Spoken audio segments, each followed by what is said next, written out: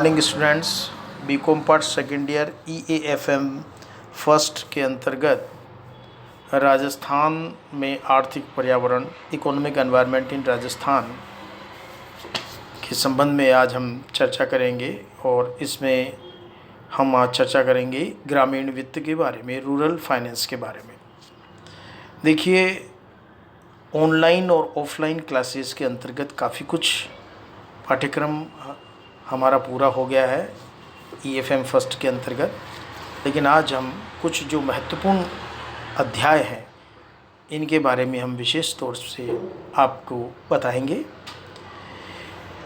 देखिए, ग्रामीण वित्त जो है एक महत्वपूर्ण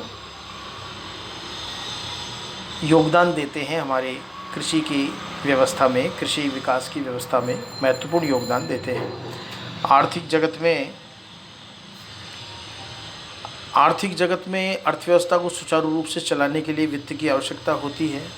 आर्थिक क्रियाओं में कृषि भी एक महत्वपूर्ण भूमिका निभाता है। विशेषकर भारत जैसे राष्ट्र में, भारत एक गाँवों का देश है। यहाँ की अधिकतर जनसंख्या कृषि एवं कृषि से संबंधित क्रियाओं पर अपना जीवन यापन करती है। कृषि क्षेत्र में भी अन्य व्यवसाय की भांति वित्त की आवश्यकता होती है। यह एक ऐसा व्यवसाय है जिसमें वित्त एवं पूंजी की निर्णायक भूमिका होती है। प्रत्येक उत्पादन क्रिया में वित्त की आवश्यकता जीवन रक्त की भांति होती है। जैसे बिना रक्त के जीवन अधूरा है, वैसे ही बिना वित्त के व्यवसाय की कल्पना भी नहीं की जा सकती।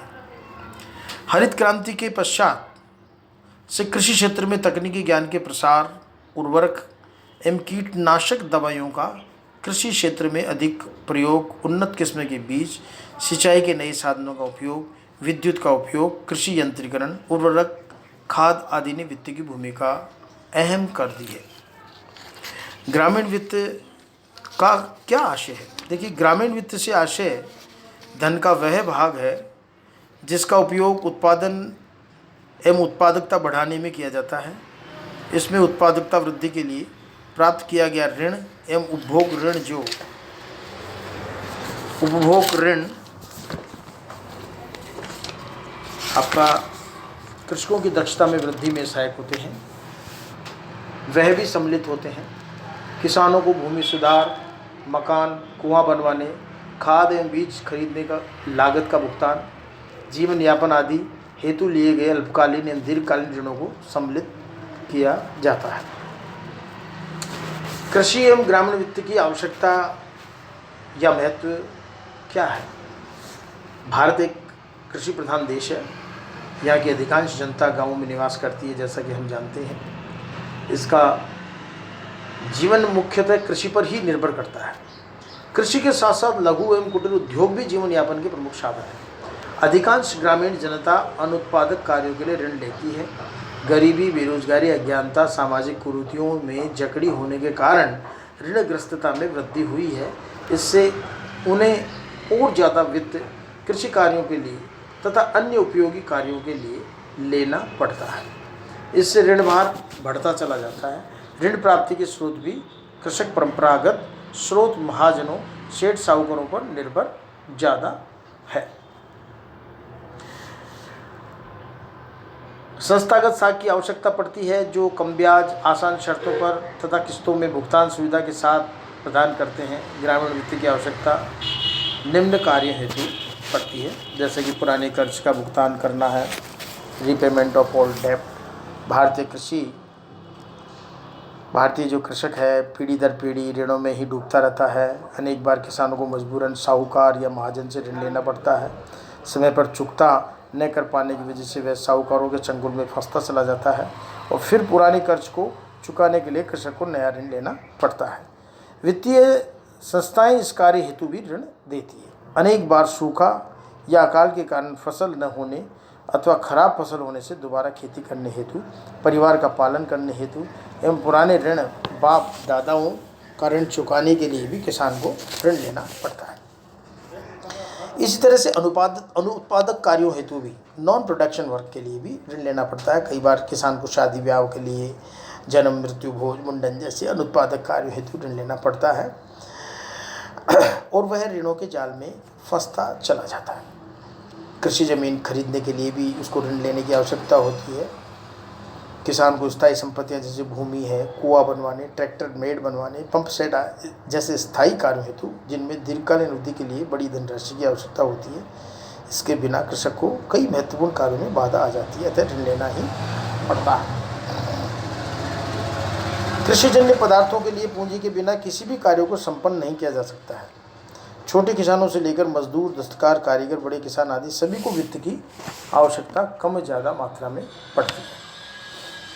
कृषि कार्य हेतु किसानों को खेत की जुताई, बुआई, बीज, खाद, कीटनाशक, दवाई, डीजल आदि कार्यों के लिए नियमित एवं अल्पकालीन ऋणों की आवश्यकता होती है। कृषि निर्माण एवं मरम्मत हेतु किसानों को कृषि सुधार, आधुनिक तकनीक, यंत्रीकरण करने, नलकूप निर्माण, पक्की नाली निर्माण, टैंक बनवाने, पशुधन की आवश्यकता होती है, जैसे बैल, ऊँट, भैंस, गाय, भेड़, बकरी खरीदने के लिए वित्त की आवश्यकता होती है। सिंचाई सुविधाओं को विकसित करने के लिए कि आप जो है अपने खेतों में सिंचाई के साधनों का विकास किया जाए, इसके लिए भी वित्त की आवश्यकता पड़ती है। भंडारण व्यवस्था के लिए भी वित्त की आवश्यकता पड़ती है। विपणन की व्यवस्था करनी हो, यानी किसान को फसल तैयार होने पर आग, चोरी आदि से बचाव हेतु बीमा करवाने की आवश्यकता महसूस होती है, ताकि सही समय पर सही मूल्य पर फसल बेचने पर लाभ प्राप्त कर सकें। गैर कृषि कार्य हेतु भी ऋण की आवश्यकता होती है। जमानत का न होना, अधिकांश किसान व कारीगर गरीबी में जीवन जीते हैं। ऋण लेते समय उनके पास गिरवी एवं जमानत के रूप में कोई परिसंपत्ति नहीं होती है और व्यक्तिगत जमानत पर साहूकार ऋण नहीं देते हैं, अतः किसानों को कठोर शर्तों पर ऊंची ब्याज दर पर ऋण लेना पड़ता है। संस्थागत साख व्यवस्था इस स्थिति में किसानों को सहायता कर सकती है।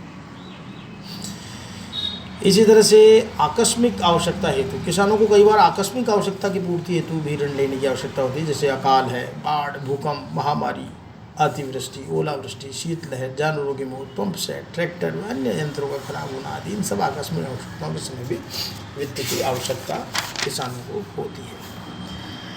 गैर कृषि कार्यों के लिए किसान कृषि कार्यों के साथ साथ गैर कृषि कार्यों के लिए भी ऋण देता है। इसका प्रभाव अनुकूल एवं प्रतिकूल दोनों रूप से पड़ता है। किसान बच्चों की शिक्षा, बीमारी, भोजन, कपड़ा, दवाई, पशु चिकित्सा, मुकदमेबाजी आदि के लिए भी ऋण लेता है और इन गैर कृषि ऋणों को चुकाने में कठिनाई आती है। साथ ही ऐसे कार्यों के लिए वित्तीय संस्थाओं से ऋण मिलना कठिन होता है। ऐसे में किसान को महाजनों व साहूकारों के शरण में जाना पड़ता है और किसान उनके चंगुल में फंस जाता है।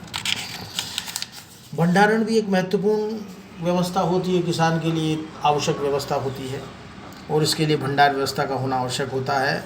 फसल को बेचना न चाहे किसान अच्छे दाम पर, उचित मूल्य पर बेचना चाहे किसान, तो उसको भंडारण की आवश्यकता होती है और भंडारण की उचित व्यवस्था के अभाव में किसान को मजबूरन कम मूल्य पर अपनी फसल बेचनी पड़ती है। तो फसल को उचित समय पर उचित मूल्य मिलने तक भंडारण हेतु वित्त की आवश्यकता होती है। देखिए, विपणन की व्यवस्था होना बहुत ज़रूरी है। किसान को फसल तैयार होने पर आग, चोरी आदि से बचाव हेतु बीमा करवाने की आवश्यकता महसूस होती है, ताकि सही समय पर सही मूल्य पर फसल बेचने पर लाभ प्राप्त कर सके। कई बार विपणन के अभाव में अपनी फसल का सही मूल्य नहीं मिल पाता है। दूसरी ओर साहूकार कर्ज वसूली हेतु भी फसल को खलिहान से उठा लेता है, उन्हें मंडी तक पहुंचने ही नहीं देते हैं। इससे किसान को उचित मूल्य न मिल पाने से नुकसान उठाना पड़ता है। तो कुल मिला के इन सब कार्यों के लिए या इन सब व्यवस्थाओं के लिए कृषि एवं ग्रामीण वित्त की आवश्यकता होती है। Thank you.